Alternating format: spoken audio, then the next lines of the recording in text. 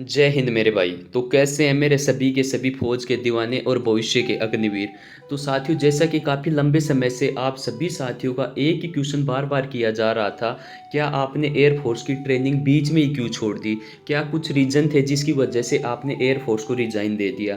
क्या ये जो अग्निवीर योजना आई है ये सही है या फिर गलत है? यानी कि कितने साथियों ने रिजाइन लेटर दिया था वहाँ पर, या फिर कितने साथी हैं वो अग्निवीर को छोड़ कर आए थे इंडियन एयरफोर्स के अंदर और इंडियन नेवी के अंदर? तो साथियों, मैं आपको बता देना चाहता हूँ कि फाइनली मैं इंडियन नेवी और इंडियन एयरफोर्स दोनों में सेलेक्ट हो चुका था। और मैं इंडियन एयरफोर्स की ट्रेनिंग बीच में छोड़कर आने का क्या कुछ रीज़न था? यानी बहुत सारे साथी एक ही क्वेश्चन बार बार पुट कर रहे थे। तो मैंने सोचा कि सभी साथियों के जो भी अग्निवीर योजना के तहत डाउट हैं, अंदर जाने के बाद क्या कुछ चीज़ें होती हैं, क्या ऑफिसर्स का बिहेवियर कैसा होता है, यानी कि अग्निवीर आपको ज्वाइन करना चाहिए या फिर नहीं, यानी कि जो भी आपके क्वेश्चंस थे आप देख सकते हैं, मैंने नोट डाउन करके सभी क्वेश्चंस का कलेक्शन एक साथ लिया है। यानी कि 4 साल बाद अग्निवीरों का क्या होगा, और मैंने नेवी अग्निवीर ज्वाइन क्यों नहीं किया, और एयरफोर्स अग्निवीर ज्वाइन किया था तो इतना जल्दी छोड़कर आने का क्या कुछ रीज़न था। यानी बहुत सारे डाउट हैं जो आपके माइंड में आ रहे होंगे। और मैंने जो एसएससी जीडी की जॉब थी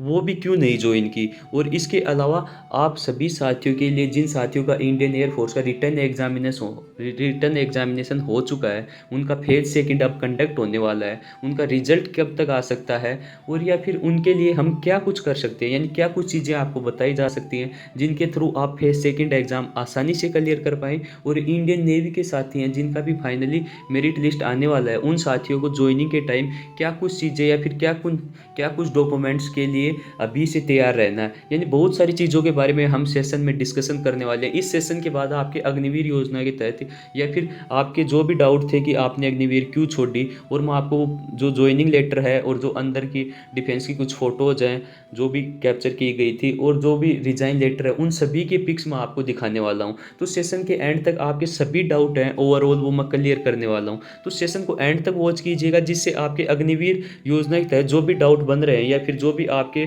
मन में भ्रम है वो सारे दूर हो जाएंगे। तो साथियों, इस सेशन की स्टार्ट करेंगे, क्योंकि आप भविष्य में फौजी अग्निवीर बनने जा रहे हो। तो इस सेशन को स्टार्ट करेंगे दो मोटिवेशनल लाइनों के साथ, जो कि एक फौजी के लिए ही है। तो साथियों, इसमें आप देख सकते हैं किसी ने क्या खूब कहा है, वादे पे वे मेरे एतबार नहीं करते।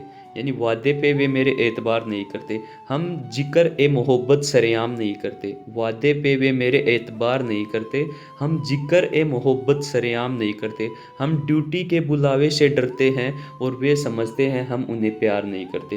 यानी एक फौजी ने क्या खूब ये दो लाइनें लिखी हैं कि वादे पे वे मेरे एतबार नहीं करते, हम जिक्र ए मोहब्बत सरेआम नहीं करते। हम ड्यूटी के बुलावे से डरते हैं और वे समझते हैं हम उनसे प्यार नहीं करते। और ये दो लाइनें और किसी ने क्या खूब लिखी हैं, जो खत से खेले उसे खिलाड़ी कहते हैं, जो खत से खेले उसे खिलाड़ी कहते हैं, और जो जख्मी होने के बाद भी दुश्मन को मार गिराए उसे फौजी कहते हैं। यानी जो जख्मी होने के बाद भी अपनी चिंता ना करते हुए माँ भारती की सेवा करे और जो दुश्मनों को है वो मार गिराए, उसे ही एक असली या फिर जाबाज फौजी कहते हैं। तो साथियों, ये दो मोटिवेशन लाइनें आप सभी साथियों में एनर्जी भरी होंगी या फिर आपको अच्छी लगी होंगी। तो सेशन के कमेंट बॉक्स में कमेंट ज़रूर करें कि कैसी थी ये लाइनें, आप सभी को मोटिवेट करने के लिए, क्योंकि आप फौजी बनने जा रहे हो तो इन चीज़ों से आपको गुजरना पड़ेगा, ये चीज़ें होने वाली हैं आपसे।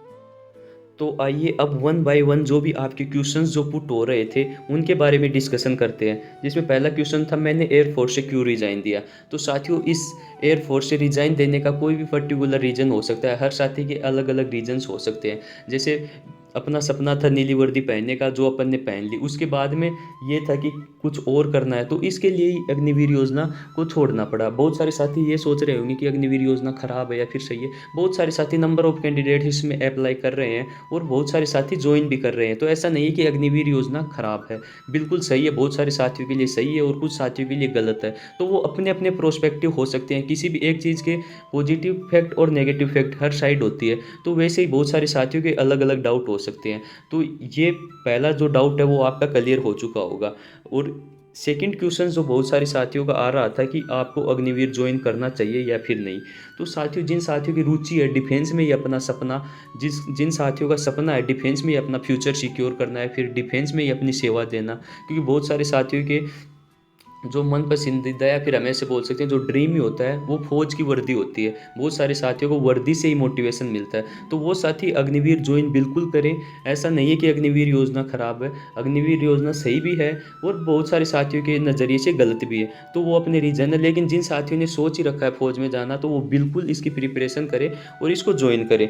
तो आपको अग्निवीर जॉइन करना चाहिए या नहीं, तो वो अपने-अपने रीज़न है। जिन साथियों ने अपना गोल बना रखा है Indian navy, Indian air force, Indian army के तहत डिफेंस में ही जाना, वो बिल्कुल अग्निवीर योजना को जॉइन कर सकते हैं। देन उसके बाद में सेकंड पॉइंट जो आता है साथियों, 4 साल बाद अग्निवीरों का क्या होगा? जी हाँ, जो अभी जो पॉलिसी बनी हुई है कि जो 25% अग्निवीर हैं, वही परमानेंट किए जाएँगे। यानी जो 25% अग्निवीरों को ही वहाँ पर रखा जाएगा।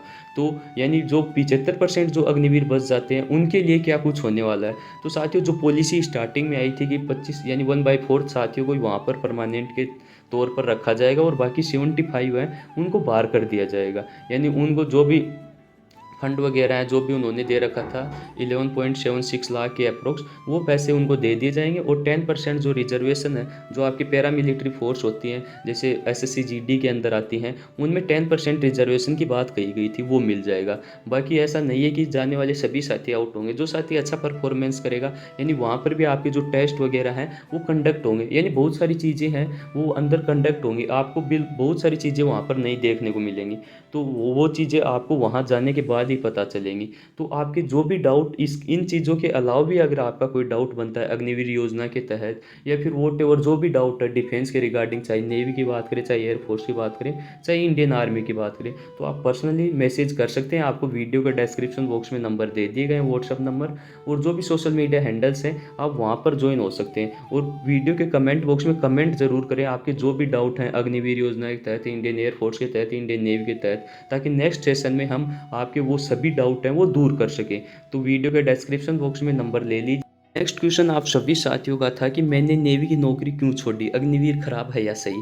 तो साथियों नेवी की नौकरी छोड़ने का पर्पज़ यही था कि इंडियन एयरफोर्स और इंडियन नेवी दोनों की ही जॉब एक साथ आ गई थी। तो ज्वाइन तो किसी एक को करना था, तो इंडियन एयरफोर्स को ही फिर ज्वाइन करना पड़ा। तो ये रीज़न था इंडियन नेवी की जॉब को छोड़ने के पीछे।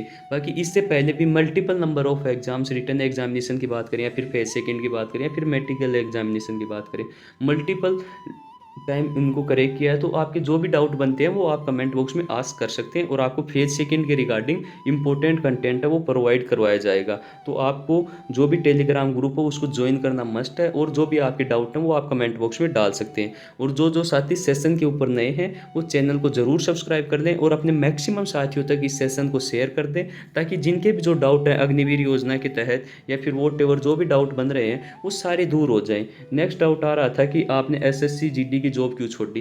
तो साथियों मैंने आपको बताया था कि हर आदमी के पर्टिकुलर अपने अपने रीजन होते हैं। इंडियन नेवी की या फिर बहुत सारे साथी ये भी कर रहे थे इंडियन एयरफोर्स की क्यों छोड़ी, इंडियन नेवी की क्यों छोड़ी, तो वो रीजन मैंने आपको बता दिए हैं कि हर साथी के अपने अपने रीज़न होते हैं किसी जॉब को छोड़ने के या फिर ज्वाइन करने के। यानी हर चीज़ के दो पहलू होते हैं, वही बात आप समझ सकते हैं। तो नेक्स्ट पॉइंट है आपके लिए आने वाले समय में क्या कुछ होने वाला है। तो साथियों मैं आपको बता देना चाहूँगा जो साथी इंडियन एयरफोर्स की तैयारी कर रहे हैं, इंडियन नेवी की तैयारी कर रहे हैं, उन सभी साथियों के लिए आने वाले समय में डिफेंस के रिगार्डिंग बेहतरीन कंटेंट के साथ बेहतरीन गाइडलाइन, जो एक डिफेंस के साथी को स्टार्टिंग फेज़ में बहुत सारी डिफ़िकल्टीज़ का सामना करना पड़ता है, बहुत सारी चीज़ों से वो अनअवेयर रहता है। तो उन सभी चीज़ों के बारे में उनको जानकारी प्रोवाइड करवाना और जो भी डाउट हैं वो सभी डाउट आपके दूर करने की मैं हर सेशन के अंदर या फिर जो भी डाउट आएँगे उनको दूर करने की कोशिश करूँगा। और फेज़ सेकंड के रिगार्डिंग बहुत ही शानदार कंटेंट आपके लिए तैयार किया गया है, तो वो साथियों आपको फ्री ऑफ कॉस्ट मिलने वाला है। तो टेलीग्राम चैनल ज्वाइन कर ले जिन साथियों का इंडियन एयरफोर्स के अंदर रिटन एग्जामिनेशन क्लियर होने वाला है,